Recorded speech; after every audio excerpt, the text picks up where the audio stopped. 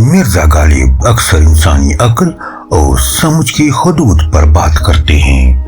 وہ جانتے ہیں کہ انسان کتنا ہی ذہین کیوں نہ ہو، کائنات کے کچھ راز ایسے ہیں جو اس کی سمجھ سے باہر ہے۔ جانتا ہوں ثواب طاعت و زہد، پر طبیعت ادھر نہیں آتی۔ غالب یہاں انسانی فطرت کی ایک سچی تصویر پیش کر رہے ہیں کہ ہم جانتے تو سب کچھ ہے کہ صحیح کیا ہے، مگر ہمارا دل اس پر عمل کرنے کے لیے تیار نہیں ہوتا۔ یہاں غالب کا انداز اعتراف حقیقت کا ہے۔ علامہ اقبال عقل کو ضروری تو سمجھتے ہیں، مگر وہ صرف باتوں اور جاننے تک محدود رہنے کے قائل نہیں۔ ان کے نزدیک اصل چیز عمل ہے، کیونکہ علم بغیر عمل کے بیکار ہے۔ عمل سے زندگی بنتی ہے، جنت بھی جہنم بھی۔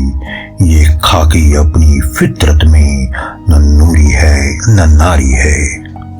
اقبال کہتے ہیں کہ انسان کی اپنی محنت اور عمل ہی اسے بلندی پر لے جاتا ہے یا پستی میں گرا دیتا ہے۔ انسان خود کچھ نہیں، اسے اس کے اعمال عظیم بناتے ہیں۔ یہاں اقبال کا انداز دعوت عمل کا ہے۔ مرزا غالب انسانی تعلقات کی نزاکت۔ غالب انسانی رویوں اور تعلقات کی باریکیوں کو بہت گہرائی سے سمجھتے تھے۔ وہ جانتے تھے کہ انسان کبھی کبھی اپنوں سے بھی کتنا دور ہو جاتا ہے۔ بس کہ دشوار ہے ہر کام کا آساں ہونا، آدمی کو بھی میسر نہیں انسان ہونا۔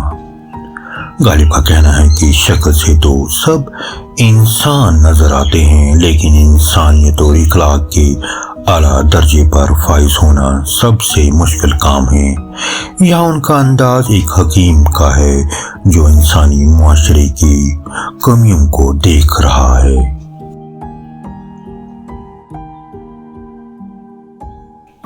علامہ اقبال کے نزدیک انسانیت کی معراج اور کامیابی کا واحد راستہ عشق رسول صلی اللہ علیہ وسلم اور ان کی پیروی ہے۔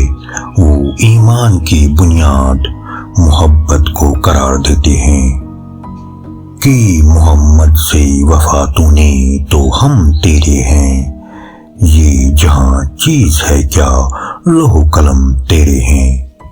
علامہ اقبال یہاں کامیابیوں کا ایک سنہرا اصول بتاتے ہیں کہ اگر انسان اپنی مقصد اور اپنی نبی صلی اللہ علیہ وسلم سے سچی وفاداری کرے تو پوری کائنات کی تقدیر اس کے قدموں میں ہوتی ہے۔